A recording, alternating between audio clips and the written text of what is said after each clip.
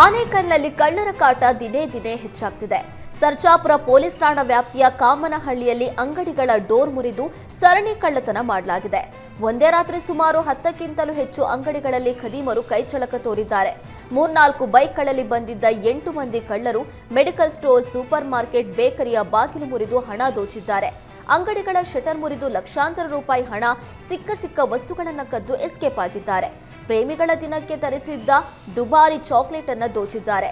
ಇನ್ನು ಕಳ್ಳರ ಕೈಚಳಕದ ದೃಶ್ಯ ಸಿಸಿಟಿವಿ ಕ್ಯಾಮೆರಾದಲ್ಲಿ ಸೆರೆಯಾಗಿದ್ದು, ಸ್ಥಳಕ್ಕೆ ಸರ್ಜಾಪುರ ಪೊಲೀಸರು ಭೇಟಿ ನೀಡಿ ಪರಿಶೀಲಿಸಿದ್ರು. ಪ್ರಕರಣ ದಾಖಲಿಸಿಕೊಂಡ ಪೊಲೀಸರು ಆರೋಪಿಗಳಿಗಾಗಿ ಬಲೆ ಬೀಸಿದ್ದಾರೆ. ಚಿರತೆಯೊಂದು ಅರಣ್ಯ ಇಲಾಖೆ ಇರಿಸಿದ್ದ ಬೋನಿಗೆ ಬಿದ್ದಿದೆ. ಮಂಡ್ಯ ಜಿಲ್ಲೆ ಕೆಆರ್ಪೇಟೆ ತಾಲೂಕಿನ ಹಿರೇಕಳಲೆ ಗ್ರಾಮದಲ್ಲಿ ಅಧಿಕಾರಿಗಳು ಬೋನಿಟ್ಟಿದ್ರು. ಆಗಾಗ ಗ್ರಾಮದಲ್ಲಿ ಜಾನುವಾರುಗಳ ಮೇಲೆ ಚಿರತೆ ದಾಳಿ ಮಾಡ್ತಾ ಇತ್ತು. ಚಿರತೆಯನ್ನ ಸೆರೆ ಹಿಡಿಯುವಂತೆ ಗ್ರಾಮಸ್ಥರು ಅರಣ್ಯ ಇಲಾಖೆಗೆ ಆಗ್ರಹಿಸಿದ್ರು. ರೈತ ಕೃಷ್ಣೇಗೌಡ ಎಂಬುವರ ಜಮೀನಿನಲ್ಲಿ ಅರಣ್ಯ ಇಲಾಖೆ ಚಿರತೆ ಸೆರೆಗೆ ಬೋನಿರಿಸಲಾಗಿತ್ತು. ಬೋನಿನಲ್ಲಿದ್ದ ನಾಯಿಯನ್ನ ಹಿಡಿಯೋದಕ್ಕೆ ಹೋಗಿ ಚಿರತೆ ಸೆರೆಯಾಗಿದ್ದು, ಚಿರತೆ ಸೆರೆಯಿಂದ ಗ್ರಾಮದ ಜನರು ನಿಟ್ಟುಸಿರು ಬಿಟ್ಟಿದ್ದಾರೆ.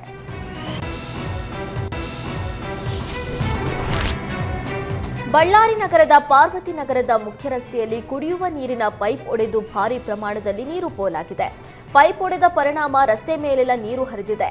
ಪೈಪ್ ಒಡೆದಿದ್ದರಿಂದ ವಾಹನ ಸಂಚಾರಕ್ಕೆ ಅಡಚಣೆ ಉಂಟಾಗಿದ್ದು, ನೀರು ವ್ಯರ್ಥವಾಗದಂತೆ ದುರಸ್ತಿ ಕಾರ್ಯ ಕೈಗೊಳ್ಳುವಂತೆ ಸಾರ್ವಜನಿಕರು ಪಾಲಿಕೆ ಅಧಿಕಾರಿಗಳಿಗೆ ಆಗ್ರಹಿಸಿದ್ರು. ನೀರಿನ ಲೈನ್ ಬಂದ್ ಮಾಡಿ ಕೆಲಸ ಮಾಡಿದ್ರೂ ಕೂಡ ಇನ್ನೂ ದುರಸ್ತಿ ಕಾಮಗಾರಿ ಮುಗಿದಿಲ್ಲ. ಜಿಬಿಎ ಜಲಮಂಡಳಿ ನಡುವಿನ ಗುದ್ದಾಟಕ್ಕೆ ಸಿಬ್ಬಂದಿ ಬೀದಿಗೆ ಬಿದ್ದಿದ್ದಾರೆ. ಕೆಲಸ ಮಾಡೋದಕ್ಕೆ ಸಿಬ್ಬಂದಿ ಬೇಕು, ಆದ್ರೆ ಸಂಬಳ ಮಾತ್ರ ನೀಡ್ತಾ ಇಲ್ವಂತೆ. ವಾಟರ್ ವಾಲ್ ಮನೆಗಳಿಗೆ ಸಂಬಳವೇ ನೀಡದ ಜಲಮಂಡಳಿ ನಿರ್ಲಕ್ಷ್ಯ ತೋರ್ತಾ ಇದೆ. ಜಲಮಂಡಳಿ ನಿರ್ಲಕ್ಷ್ಯಕ್ಕೆ ಬೇಸತ್ತು ಪ್ರತಿ ಮನೆಯಿಂದ ಹಣ ವಸೂಲಿ ಮಾಡಲಾಗ್ತಾ ಇದೆಯಂತೆ. ಬೋರ್ವೆಲ್ ನಿರ್ವಹಣೆ ಜಿಬಿಎಯಿಂದ ಜಲಮಂಡಳಿಗೆ ಹಸ್ತಾಂತರವಾಗಿದೆ. ವರ್ಷದಿಂದ ಬೋರ್ವೆಲ್ ನೀರು ನೀಡುವ ಕೆಲಸವನ್ನ ಬಿಡಬ್ಲ್ಯೂಎಸ್ಎಸ್ಬಿ ಮಾಡ್ತಾ ಇದೆ. ನಗರದಾದ್ಯಂತ ಸಿಎಂಸಿ ವಾಟರ್ ನಿರ್ವಹಣೆಯನ್ನ ವಾಟರ್ ವಾಲ್ ಮೆನ್ಗಳು ಮಾಡ್ತಿದ್ದಾರೆ.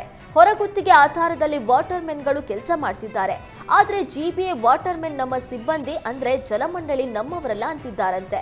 ಇದೀಗ ಸರಿಯಾದ ಸಮಯಕ್ಕೆ ಸಂಬಳ ನೀಡದಿದ್ದಕ್ಕೆ ಬೇಸತ್ತ ವಾಟರ್ ಮೆನ್ಗಳು ಪ್ರತಿ ಮನೆಯಲ್ಲಿ 100 ರೂಪಾಯಿ ಪಡಿತಾ ಇದ್ದಾರಂತೆ. ಆನೇಕಲ್ ಗಡಿಭಾಗದಲ್ಲಿ ಆನೆಗಳ ಉಪಟಳಕ್ಕೆ ಜನರು ಬೇಸತ್ತಿದ್ದಾರೆ.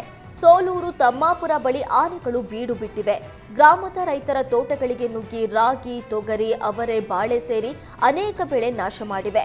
ಆನೆ ಕಾಟದಿಂದ ಒಂದೆಡೆ ಬೆಳೆ ನಾಶವಾದರೆ ಮತ್ತೊಂದು ಕಡೆ ಅನ್ನದಾತರು ಕಂಗಾಲಾಗಿದ್ದಾರೆ.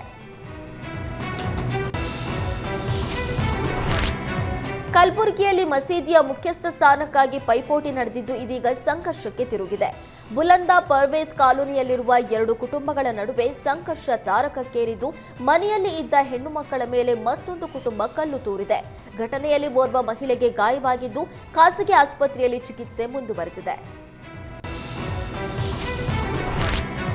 ಮಾನವೀಯತೆ ಮರೆತು ವರ್ತಿಸಿದ್ರ ಬೆಂಗಳೂರು ಉತ್ತರ ತಾಲೂಕು ಉಪವಿಭಾಗಾಧಿಕಾರಿ ಎಂಬ ಮಾತು ಕೇಳಿಬಂದಿದೆ. ಕೆಆರ್ಪುರಂನ ಬಸವನಪುರದಲ್ಲಿ ಏಕಾಏಕಿ ಬಂದು ಮನೆಗಳಿಗೆ ಬೀಗ ಜಡಿದಿದ್ದಾರಂತೆ.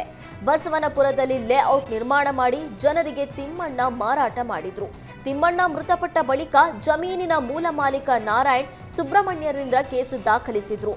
ಇದು SC/ST ಜಾಗವಾಗಿದ್ದು ನಮಗೆ ಜಾಗ ವಾಪಸ್ ಕೊಡಿ ಅಂತ ಕೇಸು ದಾಖಲಿಸಿದ್ರು.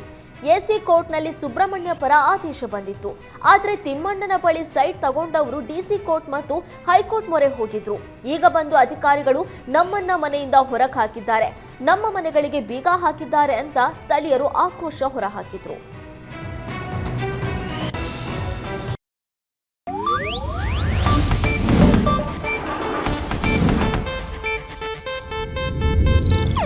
ಇದು ಏಷ್ಯಾನೆಟ್ ನ್ಯೂಸ್ ನೆಟ್ವರ್ಕ್ ಪ್ರಸ್ತುತಿ.